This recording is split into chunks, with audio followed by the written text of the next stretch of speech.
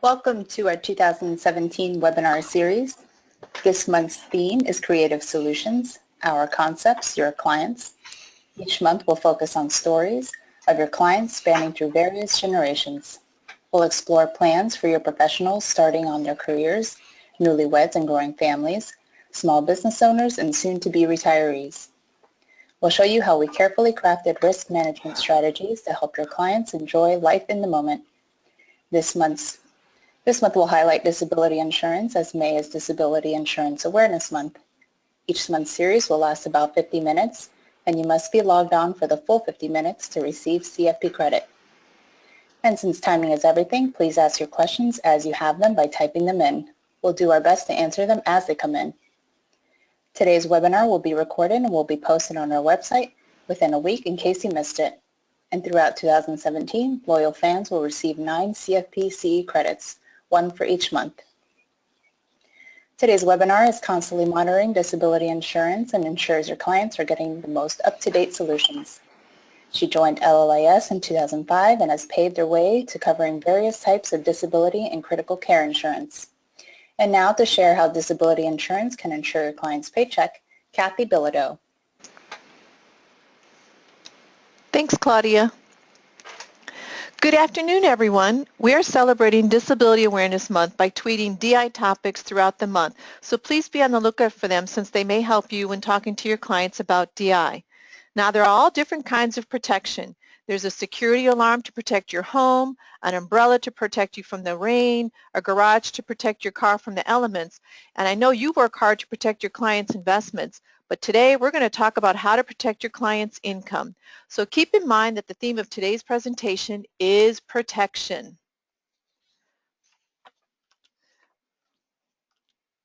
So the first thing that we're going to talk about is an introduction to disability. We're going to talk about what it is, how much it costs, who needs it, and why is it important to get it now. Then we're going to talk about how to recognize the gap for additional defense. We're also going to talk about special programs for professionals to safeguard their earning potential. And for those of you who have business owner clients, we are going to fortify them too. And what if your clients need to take shelter with one of their plans? Well, we're going to talk about the claims process for disability. And we can also guard against the effects of some of the worst medical conditions with critical care.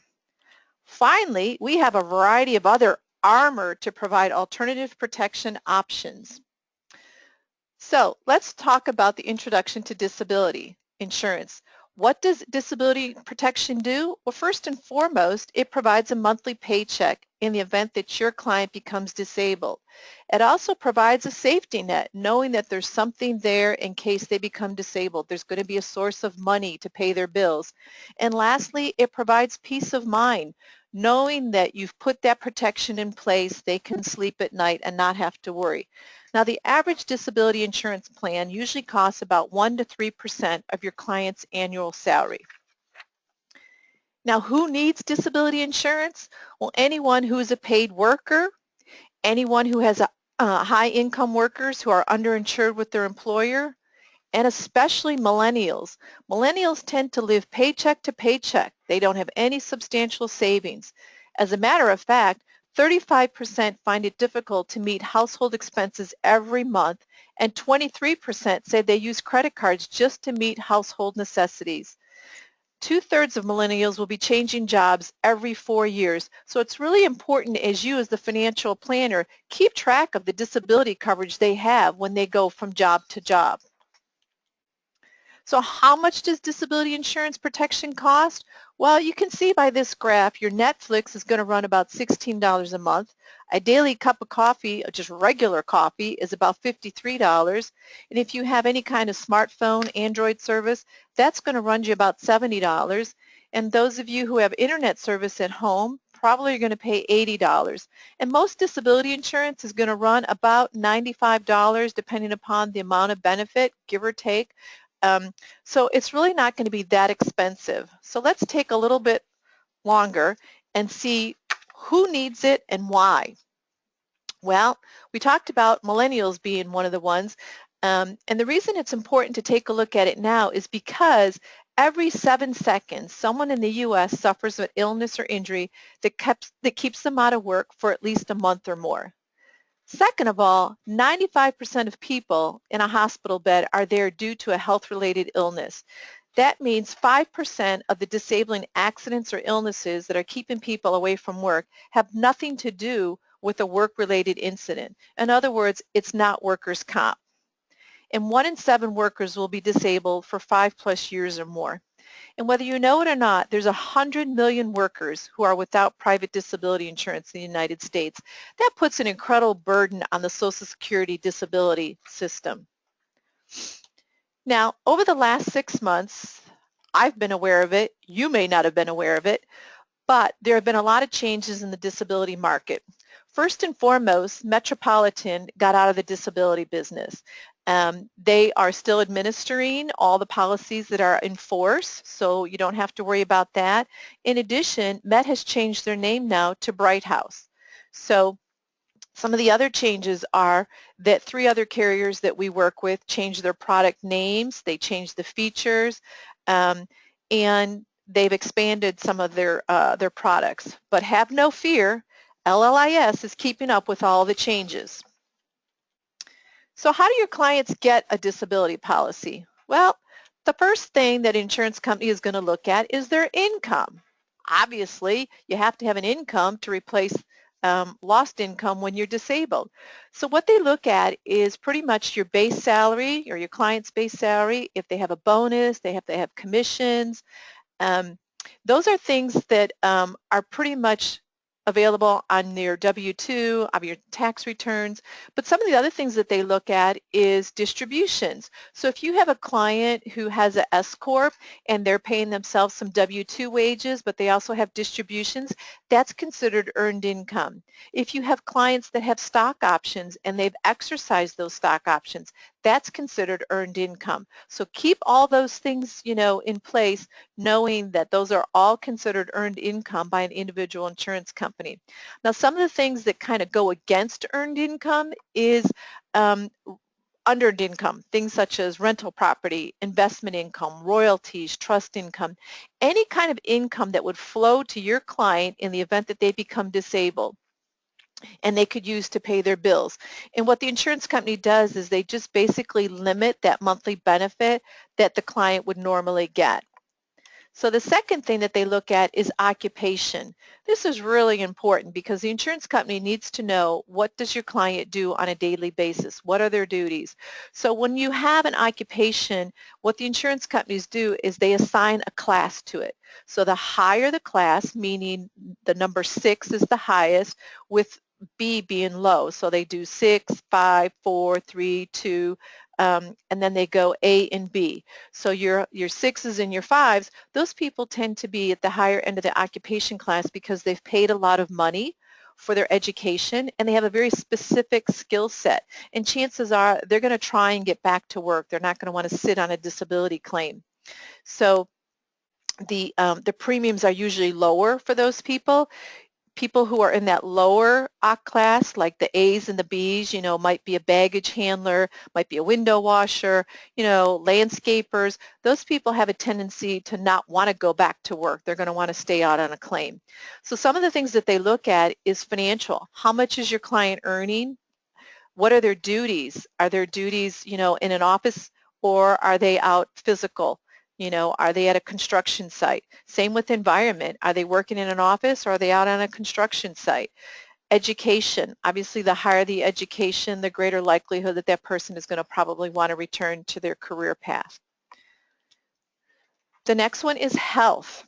So when we look at health, most of you are familiar with life insurance. So when you're looking at life insurance, they're looking at mortality. Is your client going to be predeceased early on in life versus morbidity? When we look at comorbidity, we're talking about a client who might have high blood pressure, they might have diabetes, they might be overweight, they might have a variety of different things that are going wrong with them, so to speak, and any one of them could put them out on a claim. But when you have a combination, or in this case comorbidity, there's a greater likelihood that they might go out on claim. So what they're looking for is a way to avoid that, and that's where they get a decline. So with disability insurance versus life insurance, they tend to put a rating on. With disability, they can either decline you, or they can put exclusions on, or they could put a possible rating on also. Or they might limit the benefit amount, they might limit the benefit period, they may increase the elimination period. And a good example of the variety of underwriting differences between life and disability would be someone who has an eye issue. An eye issue may not cause a predeceased situation, but it could cause a disability. So someone who has an eye issue may get a preferred plus on life insurance, but may get a rating or an exclusion on disability. So let's talk about exclusions a little bit more, because some of you have never heard of the concept of exclusions. Several years ago, most of the clients that had any kind of medical issue would just be declined. The insurance company would not take on that liability. Well, they decided to figure out a way to still cover these people for 3,000 other things that could go wrong with them. So they came up with the concept of an exclusion. And what an exclusion does is it simply says we are not going to cover that medical condition if the person goes out on claim.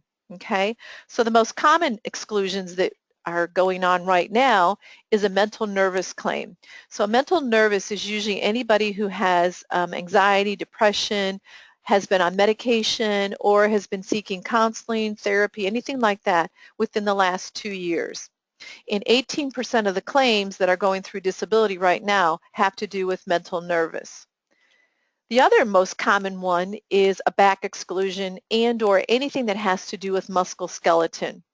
People always ask me, why am I getting a back exclusion when I go to the chiropractor proactively?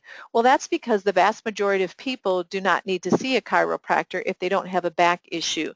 So 23% of claims are related to some sort of back issue. Now, the great thing about exclusions is there's the reconsideration period. And what the reconsideration period is a time frame that the underwriter comes back and simply says, hey, within this period of time, 1 year, 2 years, 3 years, if the client has gone treatment-free, we will consider removing that exclusion. Okay? So exclusions can come up when you don't expect them. What we do at LLIS is we try to explain to the client as soon as possible that it becomes obvious that there might be one during either the application process or maybe during their paramed. Whenever we find out about it, we try to head it off at the pass.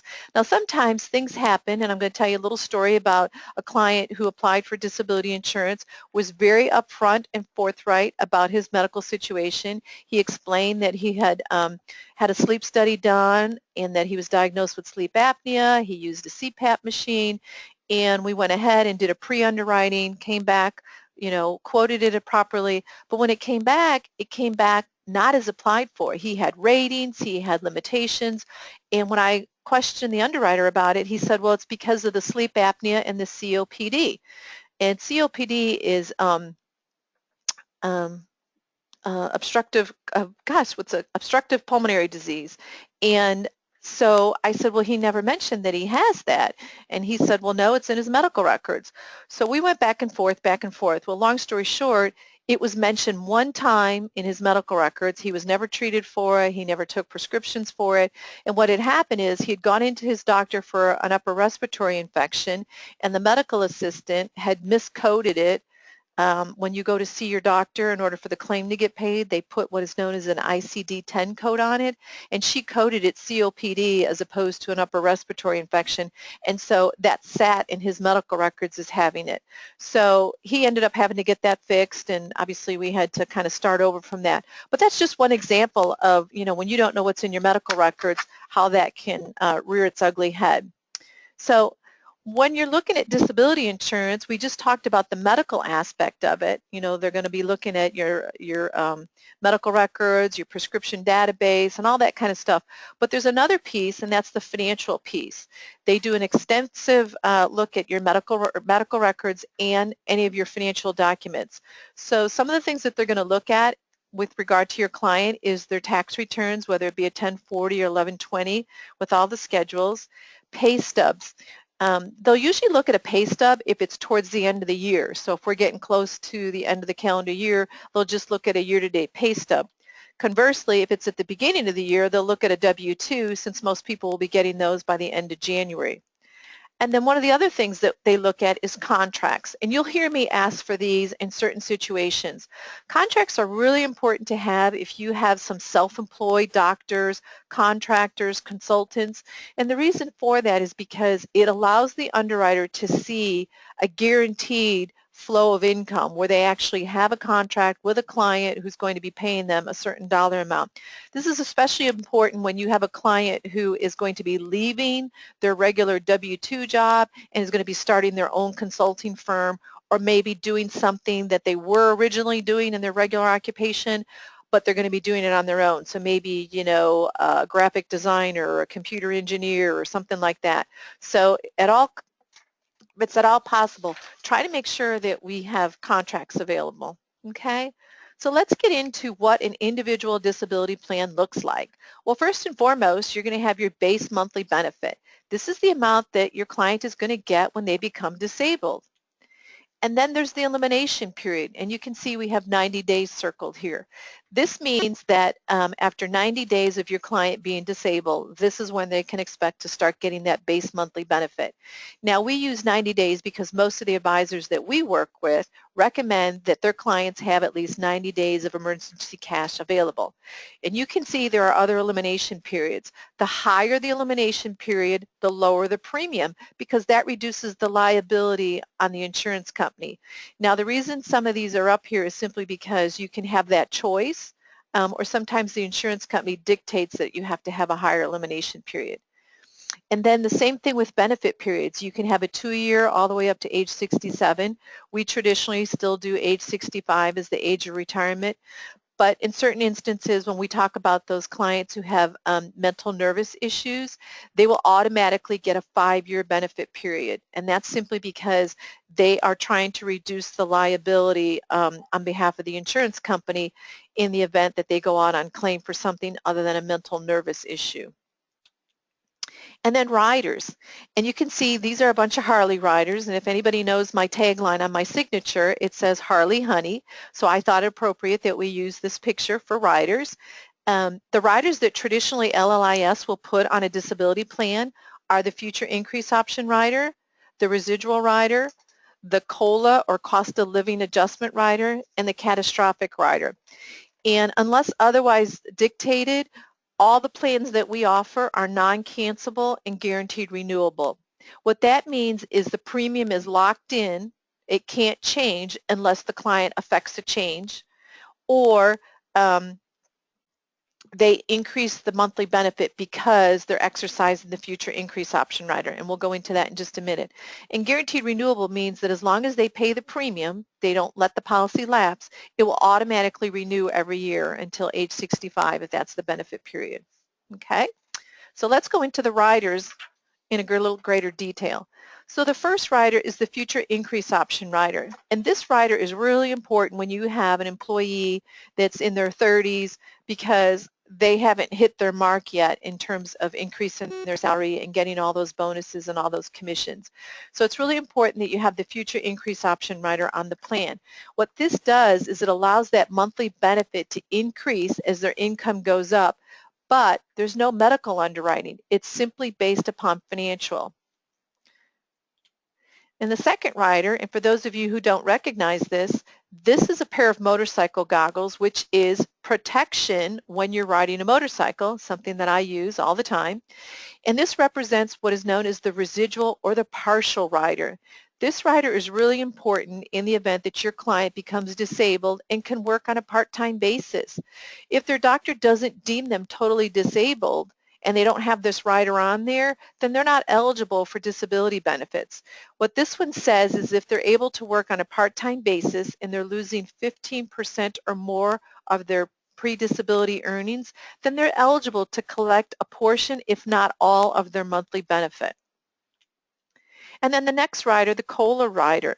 This is a rider that kicks in when your client is actually out on disability. So there has to be a mechanism to increase that monthly benefit. So when the cost of goods is going up, bread, gas, utilities, anything that you're currently paying for right now, your mortgage or your rent, you have to have a way for that monthly benefit to keep up with inflation. And that's what this one does. And traditionally it's 3% and it's compounding.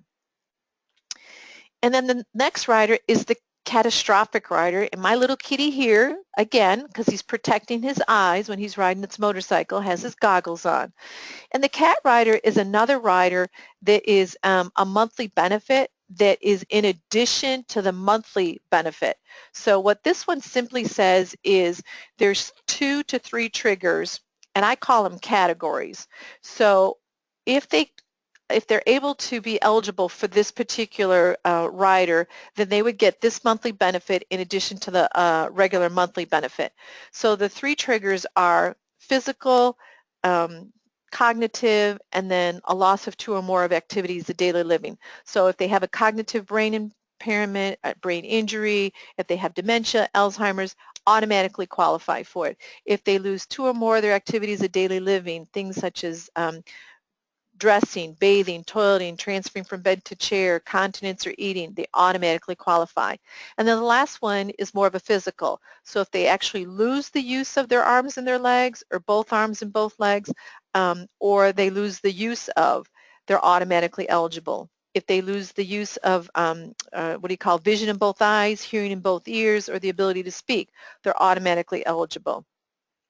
So the last rider, which I've never talked about before, but there's been more and more questions about it, and sometimes you guys are seeing it on other disability policies, so I thought I would talk about it. It's called the Social Security Substitute, or different plans call it different things. But what it is it's a rider that's very similar to the monthly benefit, but it's much cheaper. So let's say your client's eligible for $4,000 of monthly benefit. In theory, you could get them $3,200 of base and then $800 of Social Security, and you would get them $4,000. But the cost of the $3,200 is going to be much less than the $800 if you look at the cost per thousand or per hundred. And the reason for that is the insurance company is thinking that they won't have to pay that. The way it works is, first of all, your client has to be contributing to Social Security. You won't see it when a client has Social Security disability, or excuse me, you won't see it when your client has a group plan, because the group disability plan integrates with Social Security. It'll be mandatory that he apply for it. And there is a monthly maximum. LLIS uses a 20% rule, so we'll never go, that's why I use the $3,200 and the $800 of Social Security. We'll never take more than 20% of the maximum amount that they're eligible for. So in my example, if the client's eligible for $4,000 and $3,200 is base and $800 is Social Security, and they apply for Social Security disability benefits, and let's say the government's going to give them $500 a month in benefits, then the $800 that they're getting now is going to become $300 because they're getting $500 from the government. So you can't double dip, so to speak. So that's why that monthly benefit is a little bit cheaper, because you may not be getting it from the individual disability insurance company. Now, the other thing to think about with the Social Security disability is that we don't use it traditionally unless it's more of a blue or gray collar, because what we're trying to do is reduce the cost of the plan for those people who might be having a hard time affording a full-blown disability plan.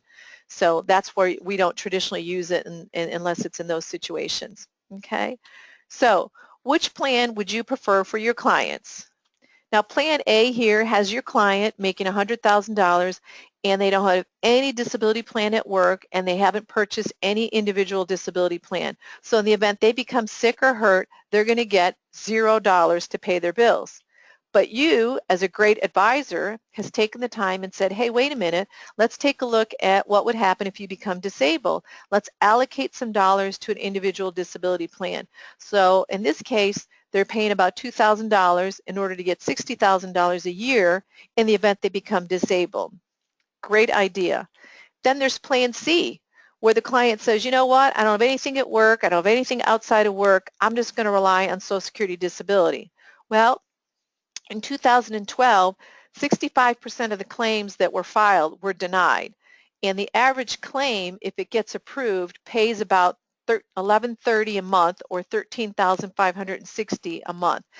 I don't know how many of your clients can live on $13,000 a year, but I don't think Plan C is a good one. I can tell you from personal experience, one of my closest friends has multiple sclerosis, has epilepsy, glaucoma, and asthma here in Florida, and she filed a claim through the use of an attorney because most people, your claim will not even get through until you hire an attorney, and it usually takes about 3 years.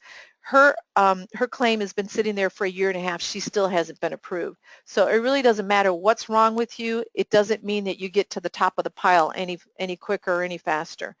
So, you know, it's really important that you have a conversation with your clients about this, because if they don't do any of these, their only choice is to tap into their savings, their credit cards, borrow money from their family and friends, and then last but not least, they'll wind up having a GoFundMe sale, a bake sale, or a car wash.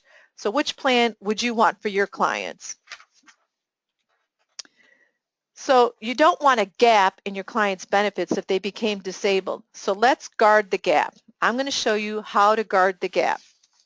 So first and foremost, if you have a client who has a disability plan through their work, you need to ask the question, is it enough? And you need to tell them, this is a great start. It's wonderful that your employer is providing this. But if it's an employer paid benefit, what about after taxes? You know, what kind of defense can we give them in addition to that individual plan or to that group plan that they currently have? So here's an example that probably happens a lot with you guys when you have your clients come in and they say, you know what, I don't want to talk about disability insurance. I've got it through work. I don't need to do anything with it. And you say, whoa, whoa, whoa, whoa, whoa, wait, John, let's sit down. Let's take a closer look at this. So here's an example of John. He's 47. He's an engineer. He's making about $120,000. And you say, is there a possibility that you might need some more coverage? Let's dig a little deeper. And the client says, no, because I'm telling you, I've got coverage at work. But what the client hears is that he's got 60% of his salary through an insurance policy at work. Well, but what the client really has is 60% up to a maximum of $5,000, and it's taxable. So if you're making $120,000, the $5,000 is probably not what he thinks he's going to get. So this is where you step in and you say, wait a minute, I think what we can do is wrap around that. And what you have to do is sort of illustrate to him that in this scenario, 60% of his base salary, in this case, is he's getting 60% of his base salary is $6,000. Well, he's not even getting that because it's capped at $5,000. Then since the employer is paying for it, it's taxable. Now, when he's actually disabled, he's going to get the full $5,000 a month, but he's going to get a 1099 at the end of the year. Now, most insurance companies don't know what the tax bracket is that your clients are in, so they just say universally 25%. So anytime they have a client who comes in with group insurance, they discount it by 25% and allow us to give you or give your client that much more coverage. Plus, we can cover bonus and commission, whereby most group companies won't cover a bonus or commission. They'll just cover the base salary, okay? So this is where we were able to fill in John's coverage. So $120,000 a year, that's a monthly gross income of $10,000. He takes home about $7,500. He has that group cap, 60% to $5,000. And then after taxes, it comes out to being $3,750. Well, we were able to layer on another $3,570 of tax-free monthly benefit for him so that in the event he becomes disabled, he will get a total of $7,320. Now remember, his take-home pay is $7,500. $7,300 from $7,500 is about 97% of his take-home pay, okay? So some of you might be asking, why can't we get to 100%? Well, we can never get to 100% most of the time because there's no incentive for the client to go back to work. So the insurance companies usually won't allow that. But I think this is pretty good to get to 97%, and this is a good illustration for you to see why it's important to walk through this. So let's take it a step further and we'll go side by side what the difference is between a group plan and an individual plan. So here you've got the $5,000 and we layered on $3,570. The after-tax benefit is $3,750 on the group. It's the same on the individual. The definition of disability with group is any occupation. So John, as an engineer, might be asked to do something that might be slightly beneath him, where with the own occupation as an engineer basically says that if he can't do the substantial material duties of his occupation and he chooses to, he doesn't have to, but if he chooses to work in another occupation, he collects 100% of the income from that new occupation plus 100% of that $3,570. The elimination period is usually set by the employer or the group plan. With the individual, we talked about all the different elimination plans he could choose, 90, 180, 365. Non-cancelable, if the employer decides not to offer group insurance, guess what? He doesn't have any more coverage. Or if the insurance company decides they don't want to cover the employer anymore, he loses his group coverage. With the individual, as long as he pays the premium, he's got the coverage. And portable, if he loses the group, if he leaves his employer, he may not be able to take that group coverage with him. But with the individual, it doesn't matter where he goes, what employer he's working for, where he moves to, that individual policy follows him wherever he goes. And then the residual is probably the only rider that's usually available on a group, whereas we talked about all the other riders that are available on the individual plan. So you can see why it's important to take a look at their group plan. And on our website, if you go to Advisor Tools, you will find this comparison, and you can download this, and maybe, you know, when you're sitting down with your clients, you can use this as a worksheet. And if you get a little confused, just call myself or Brian, and we will be more than happy to help you with your client. So now your clients can safely go about living and having fun now that their group plan has been fortified with another layer of protection. It's the individual disability plan. Now, some of you might have clients who come in with a bunch of different policies, or they might be concerned about their group coverage, or they might be concerned about an individual policy. And that's where we come in. We offer a free service. It's called Policy Reviews to advisors. And what we'll do is we'll take a look at the policy, but there's some information that we need in order to do that. So obviously we need to know the client's name, their date of birth, and the state that they live in. We also need to know their occupation. And that's important because we need to know what their occupation was when they took the policy out versus what it is today. It might be the same thing, it might be different. I have a client right now who is she is writing manuals right now, making $100,000, but her dream is to give that job up later on this year, and she wants to go to nursing school. So that would be a big change. What's their earned income? What was it then? What is it now? Health, if they have any health history, that would be important to know. And then any kind of information you have on their current disability policy, whether it's individual or group, that would be helpful. And then what we'll do is we'll determine if it's still needed and relevant based upon the reason why it was taken out versus what their situation is today. And then something else that I do probably once or twice a month, when I do a policy review, lots of times the client or the advisor will ask me, hey, you know an awful lot about this. How do we make you the agent of record so that you can service this? And we will do a letter that will make us the agent of record so that we can continue to service that. So if that's something that you're interested in doing, by all means, bring that up to me, okay?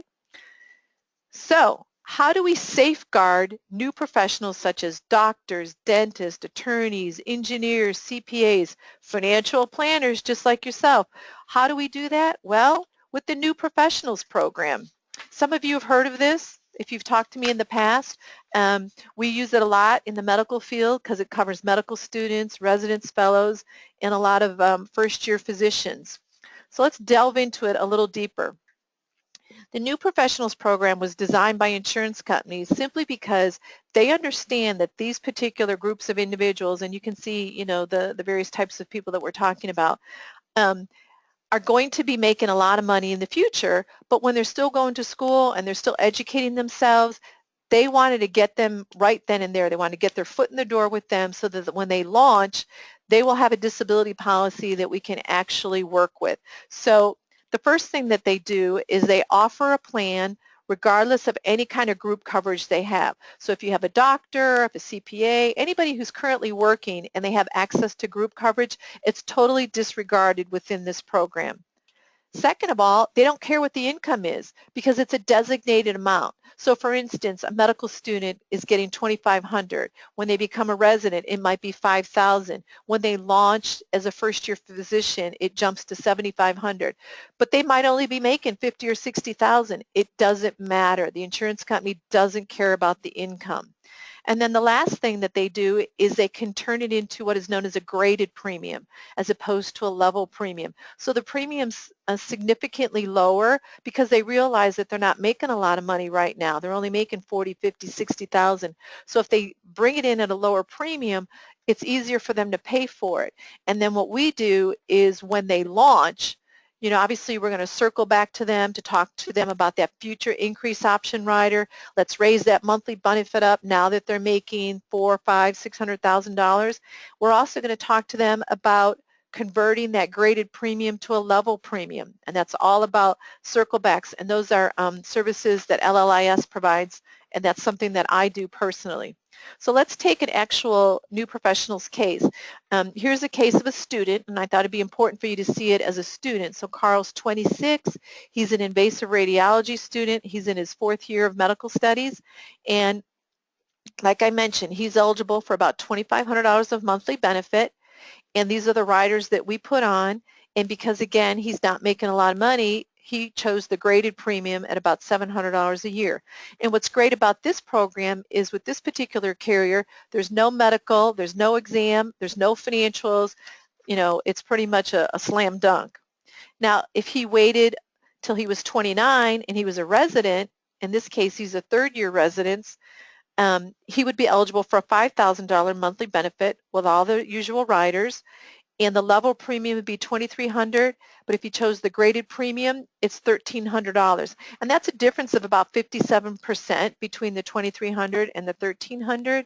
So just a really good plan for those new professionals that are out there. But what if Roger had taken out a student loan for his medical school? This is really important because now with some of the disability plans that we offer, there's an additional rider that we could pay, that we could put on the plan, that in the event that the client becomes disabled, they don't have to try and pay their student loan out of that monthly disability benefit. There is a separate rider that would cover that. So let's look at that a little, let's look at to see why that's important. And the reason it's important is because in 2012, there was $8 billion in defaulted loans, or 850,000 loans in default.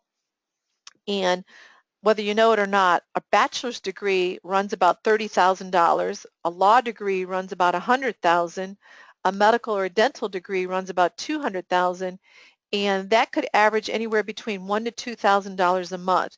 Now, I always encourage my clients not to co-sign a loan, you know, for their children or grandchildren, because they're on the hook for it. There have been cases where people who have co-signed a loan, either for a daughter, a granddaughter, a niece, or a nephew, and their Social Security wages are being garnished because they're still on the hook for that loan because the child never paid it back. So, you know, just be very careful when you're talking to your clients about co-signing loans. It's better to loan them the money than to co-sign the loan.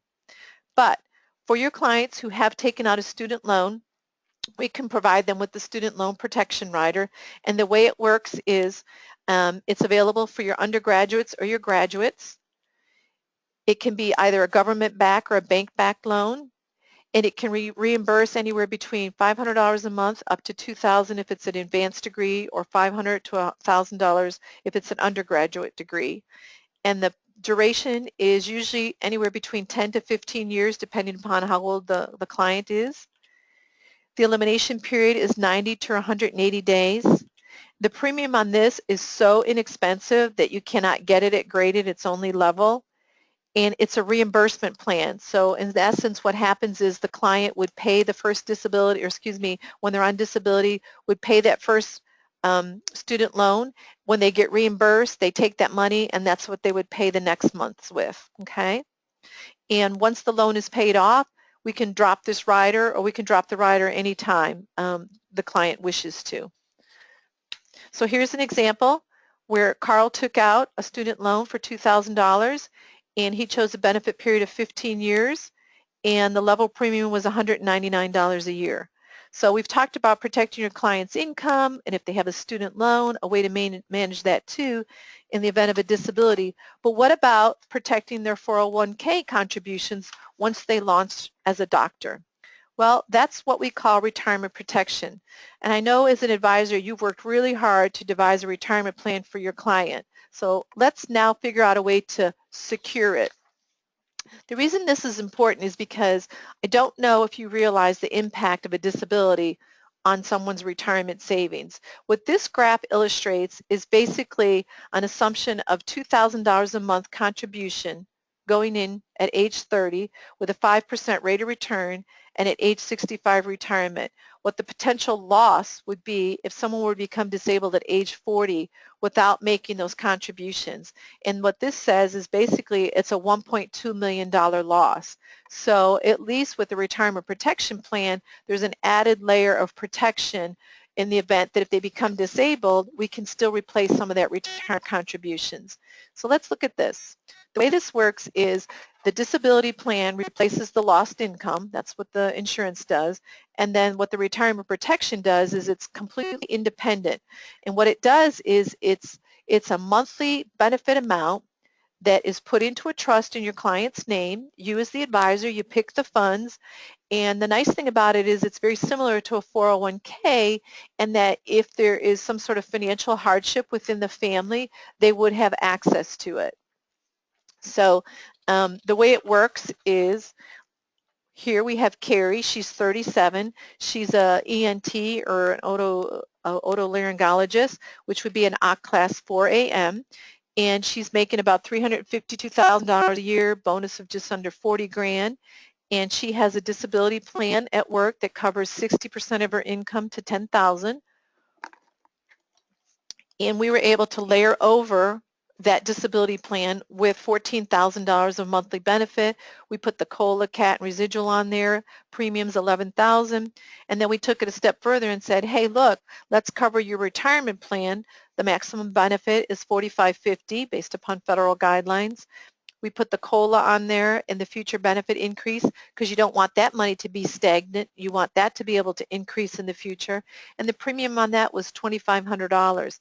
And to illustrate how this goes is basically what's going to happen is if she becomes disabled, the group money and the individual disability is going to go into her pocket, and then behind the scenes, the retirement disability is going to go into a trust in her name. And it's available to her at age 65, the usual age of retirement.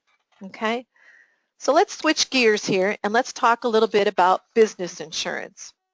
So let's talk about how we can review various ways for your business owner clients so that we can fortify their businesses from the effects of a disability.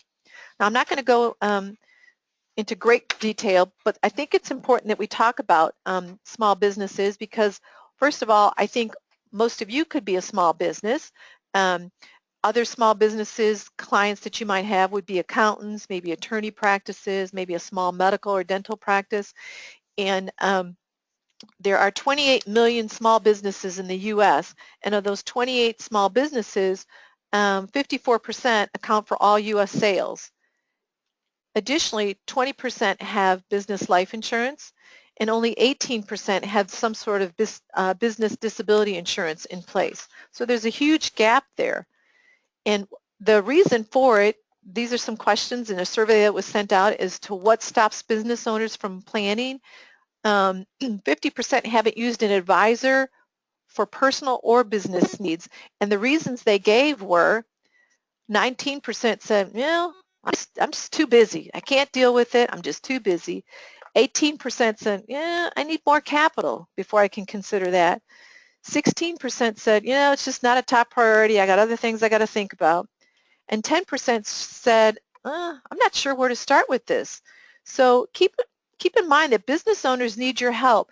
You know, you might have heard these excuses from your business owner clients, Or those of you who are business owners, you might have recited these reasons for not planning. So take some good advice here and maybe do some business planning of your own if you fall into that category.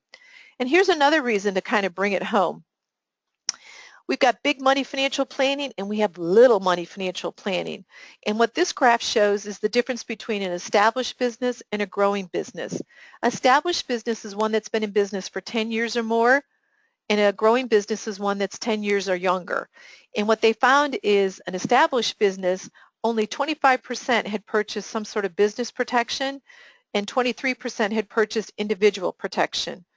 Conversely, the growing business, 50% of them, so my little money financial planning, 50% had purchased some sort of business protection and 37% had purchased some sort of individual insurance. So growing businesses are doing more business planning, possibly because they have a financial planner that is coaching them along the way. So don't leave your clients unprotected. Instead, give them the very best fortification available to them.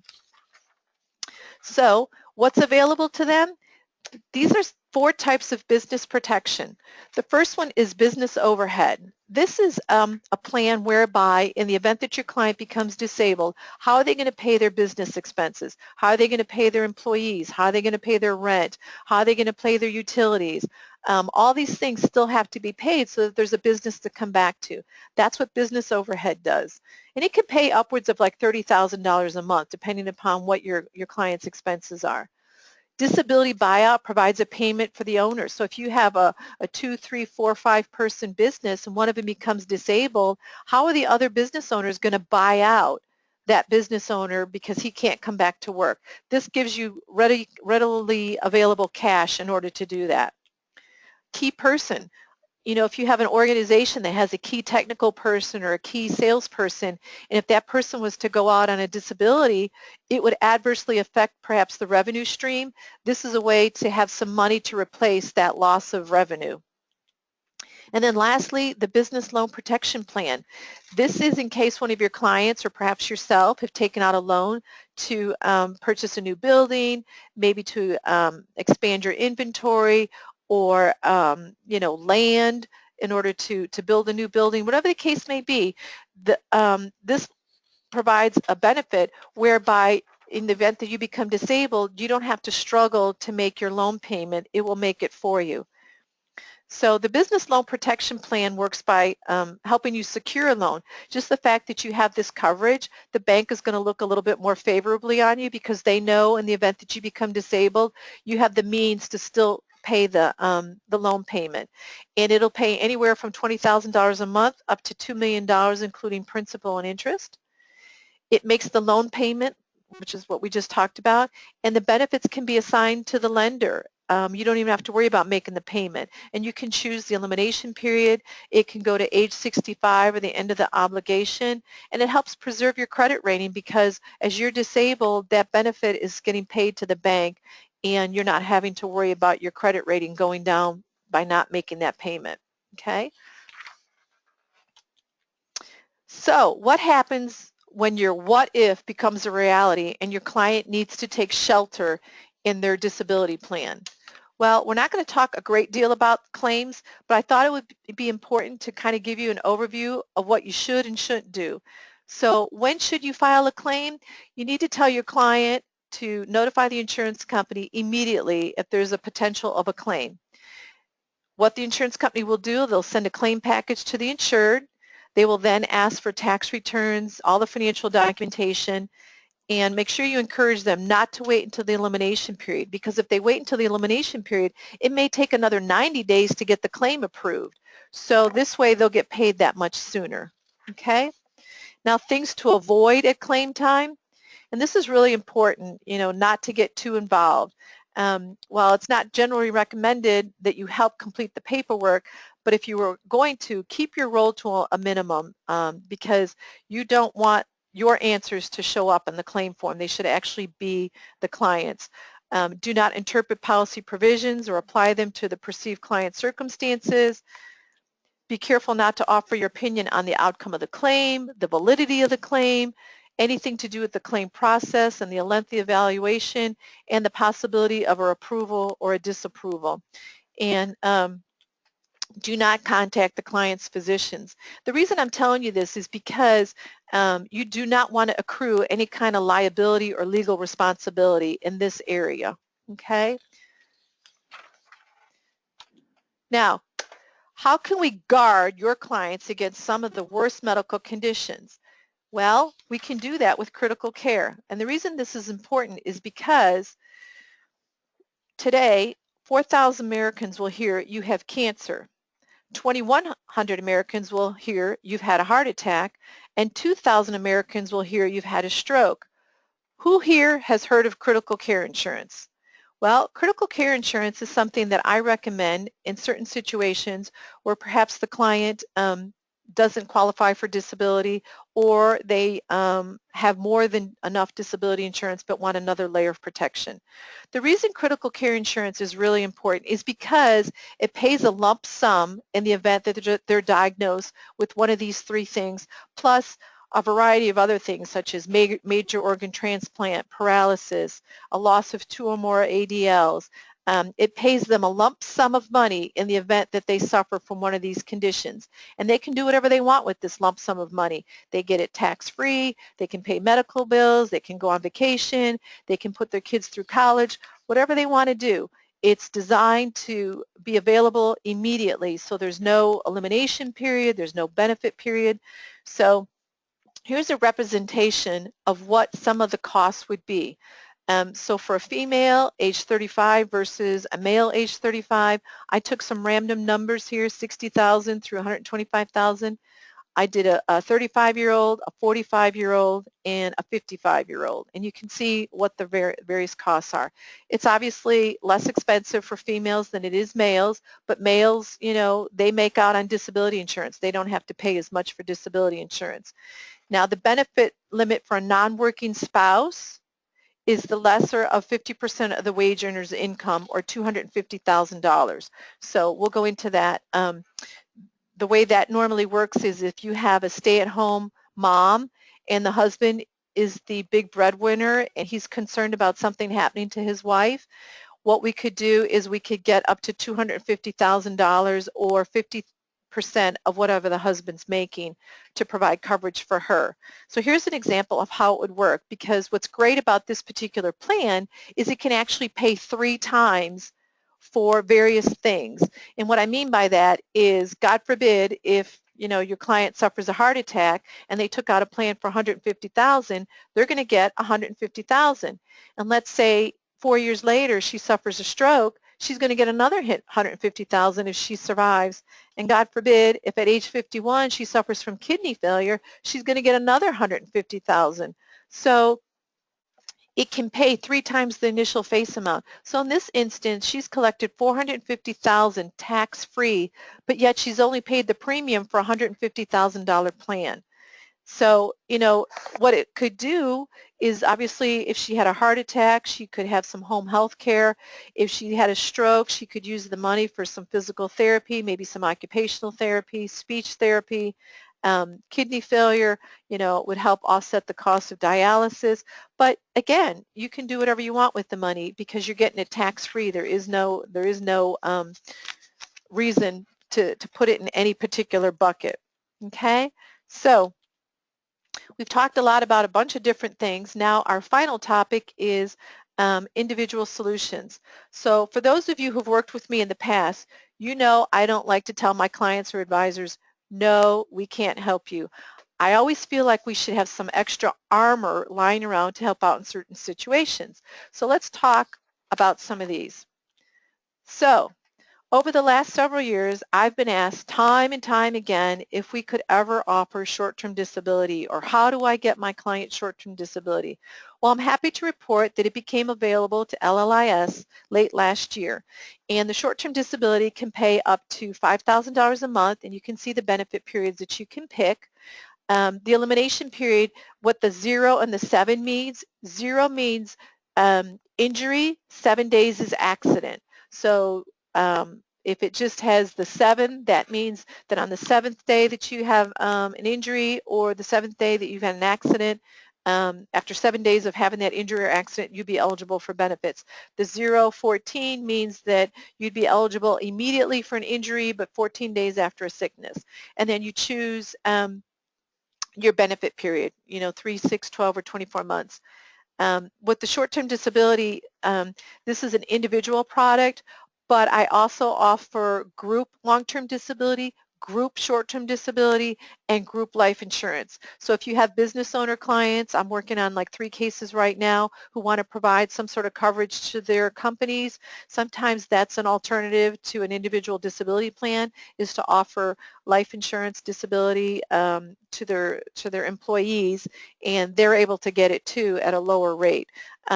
We also offer individual products with a multi-life. So if you have 3 or more employees, we could do that and get a 20% discount. So there's just a range of different solutions that you can get with us. Now our last one is our Lloyd's of London. You may come across some clients who are working in unusual occupations, or they have really high wages, and you need to get them additional coverage.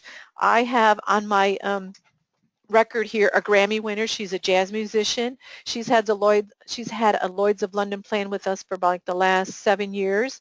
So that's an unusual occupation. Her income isn't astronomical, but it's an unusual occupation. Right now I'm working on 5 different Lloyd's of London cases. They're attorneys, they're doctors that are making in excess of $2 million, and their traditional disability insurance is just not enough.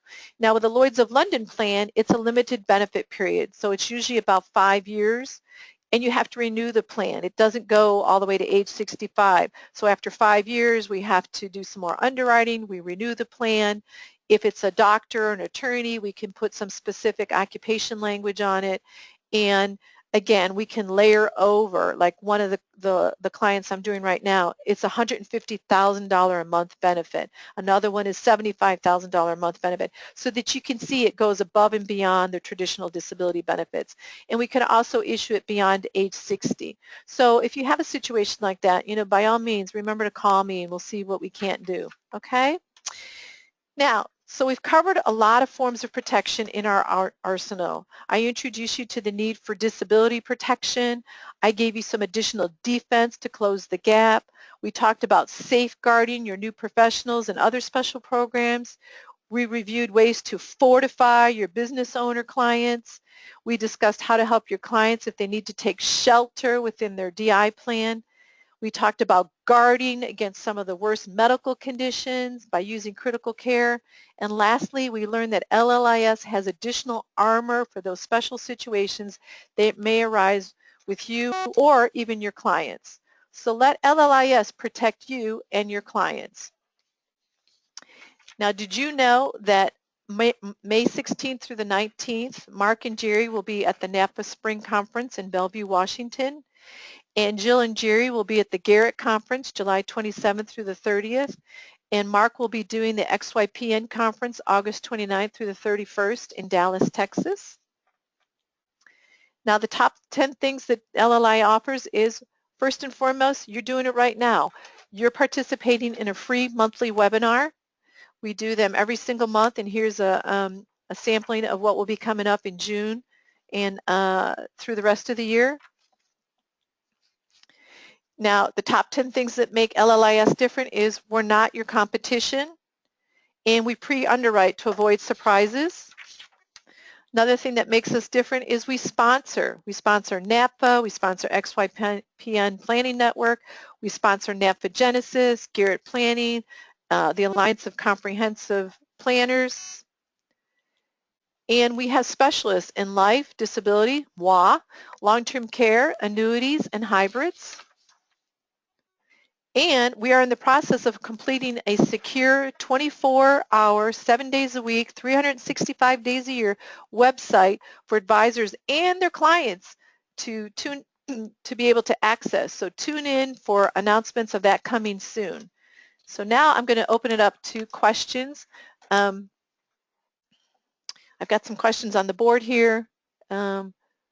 Can we have access to the slides? Yes. If you replace close to 100% of pre-disability income, why can't retirement savings come out of that as opposed to needing the retirement disability rider? Is it simply that the retirement disability rider provides a tax-advantaged account?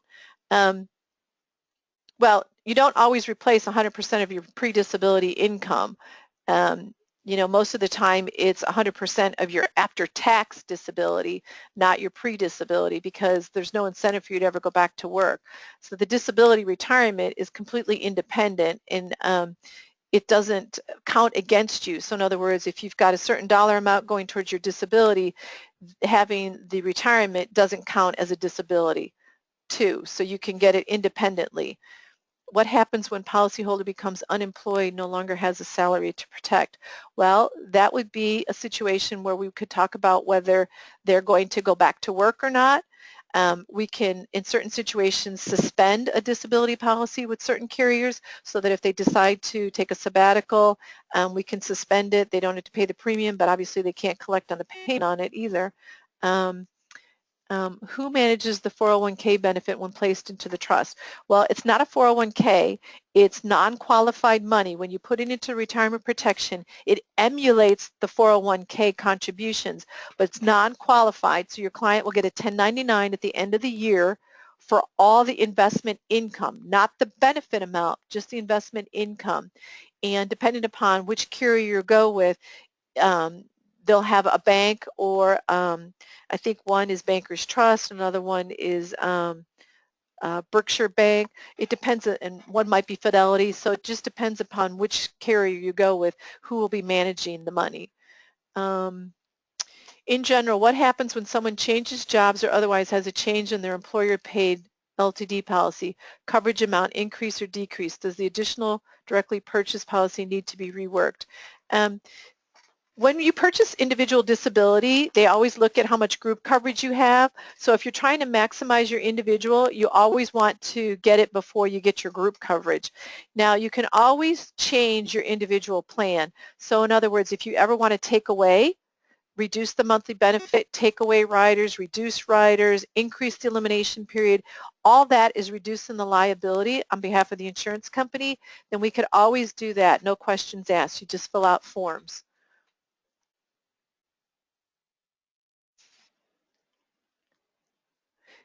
In the event that your question doesn't get answered, if you fill out the survey about today's webinar, you could always add the question in there, and I will be sure to answer it tomorrow.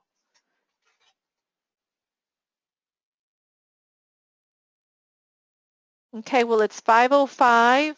Doesn't look like anybody else is going to be asking any more questions. So if you do, like I said, if you do have any other questions, feel free to ask the questions via survey, or you can go to my my email. I'm on the website, Kathy Bilodeau at LLIS.com. Feel free to send me an email, and I will address the question personally. Thank you all so much for tuning in. I really appreciate your time, and you have a good afternoon.